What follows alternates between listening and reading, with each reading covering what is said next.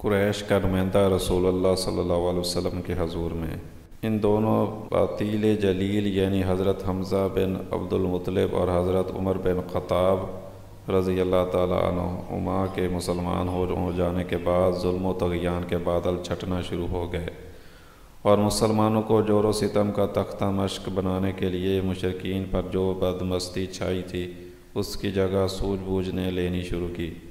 چنانچہ مشرکین نے یہ کوشش کی کہ اس دعوت سے نبی صلی اللہ علیہ وسلم کا جو منشا اور مقصود ہو سکتا ہے اسے فراواں مقدار میں فراہم کرنے کی پیشکش کر کے آپ صلی اللہ علیہ وسلم کو اور آپ صلی اللہ علیہ وسلم کی دعوت و تبلیغ سے باز رکھنے کے لیے سودے بازی کی جائے۔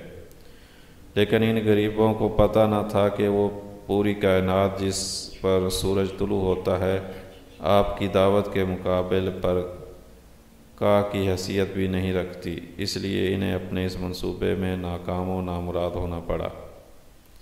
ابن اسحاق نے یزید بن زیاد کے واسطے سے محمد بن کعب قرظی کا یہ بیان نقل کیا ہے کہ مجھے بتایا گیا کہ عتبہ بن ربیعہ نے جو سردار قوم تھا ایک روز قریش کی محفل میں کہا، اور اس وقت رسول اللہ صلی اللہ علیہ وسلم مسجد حرام میں ایک جگہ تنہا تشریف فرما تھے، کہ قریش کے لوگوں کیوں نہ میں محمد صلی اللہ علیہ وسلم کے پاس جا کر ان سے گفتگو کروں اور ان کے سامنے چند امور پیش کروں، ہو سکتا ہے وہ کوئی چیز قبول کر لیں، تو جو کچھ وہ قبول کر لیں گے اسے دے کر ہم انہیں اپنے آپ سے باز رکھیں گے۔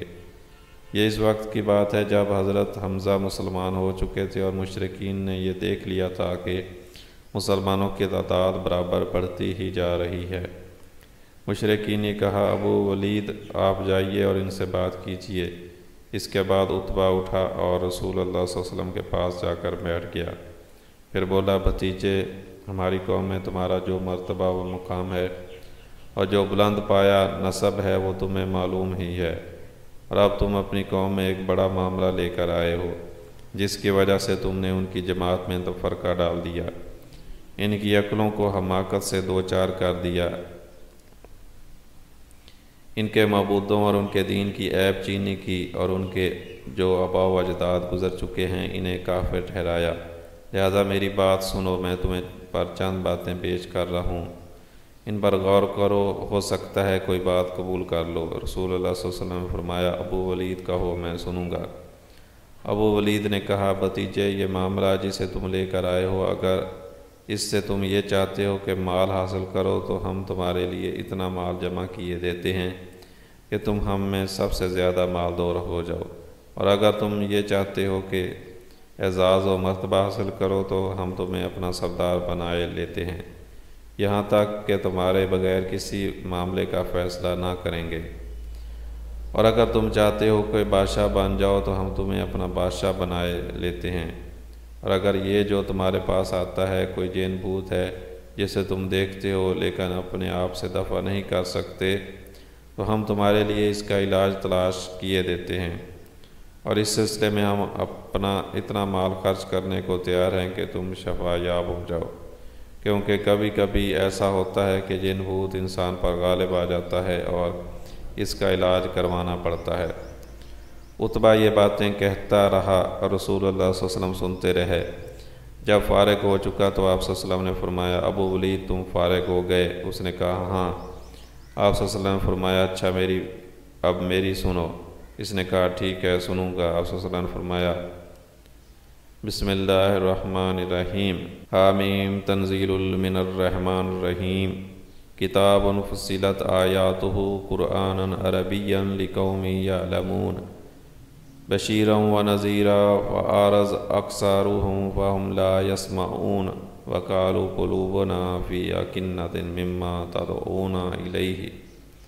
حامیم، یہ رحمان رحیم کی طرف سے نازل کی ہوئی ایسی کتاب ہے جس کی آیتیں کھول کھول کر بیان کر دی گئی ہیں۔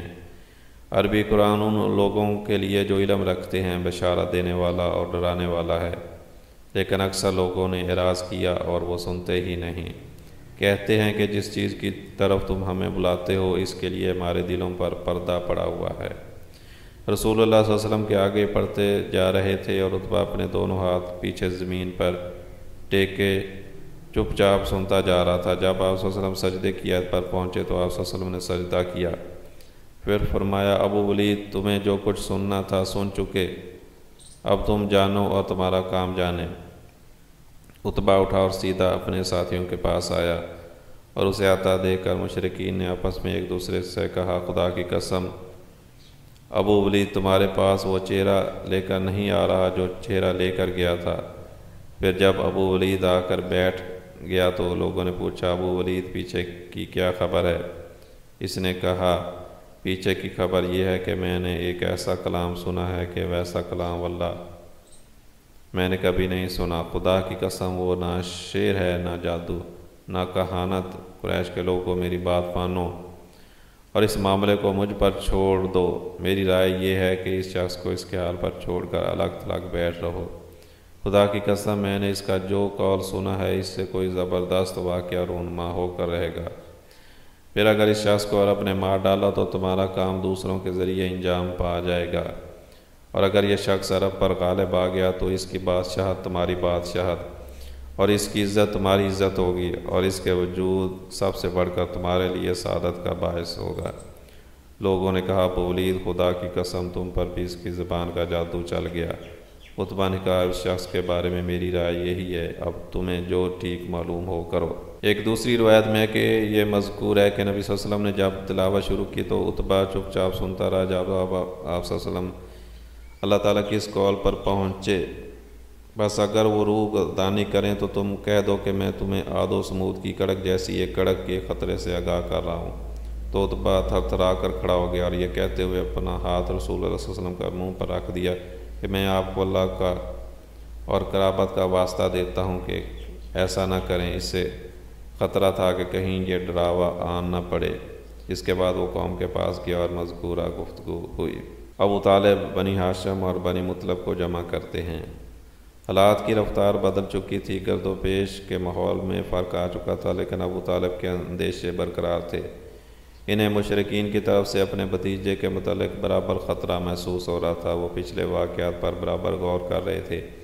مشرکین نے انہیں مقابلہ آرائی کی دھمکی دی تھی، پھر ان کے بھتیجے کو عمارہ بن ولید کے عوض حاصل کر کے قتل کرنے کے لیے سودے بازی کی کوشش کی تھی۔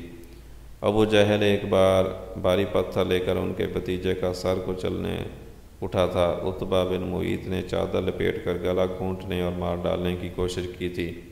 خطاب کا بیٹا تلوار لے کر ان کا کام تمام کرنے نکلا تھا۔ ابو طالب ان واقعات پر غور کرتے تو انہیں ایک ایسے سنگین خطرے کی بو محسوس ہوتی جس سے ان کا دل کانپ اٹھتا۔ انہیں یقین ہو چکا تھا کہ مشرکین ان کا عہد توڑنے اور ان کے بھتیجے کو قتل کرنے کا تہیہ کر چکے ہیں، اور ان حالات میں خدا نخواستہ اگر کوئی مشرک اچانک آپ صلی اللہ علیہ وسلم پر ٹوٹ پڑا تو حمزہ یا عمر یا اور کوئی شخص کام دے سکے گا۔ ابو طالب کے نزدیک یہ بات یقینی تھی اور بہرحال صحیح بھی تھی کہ کیونکہ مشرکین اعلانیہ رسول اللہ صلی اللہ علیہ وسلم کے قتل کا فیصلہ کر چکے تھے، اور ان کے اسی فیصلے کی طرف اللہ تعالیٰ کی اس قول میں اشارہ ہے ہم ابرموا امرا فانا مبرمون۔ اگر انہوں نے ایک بات کا تہیہ کر رکھا ہے تو ہم بھی تہیہ کیے ہوئے ہیں۔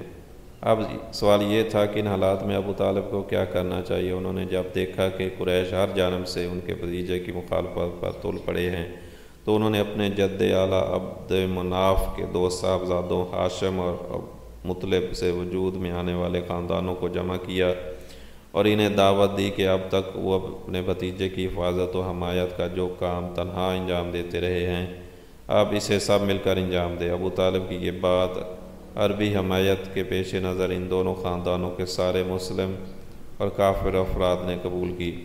البتہ صرف ابو طالب کا بھائی ابو لہب ایک ایسا فرد تھا جس نے اسے منظور نہ کیا اور سارے خاندان سے الگ ہو کر مشرکین قریش سے جا ملا اور ان کا ساتھ دیا۔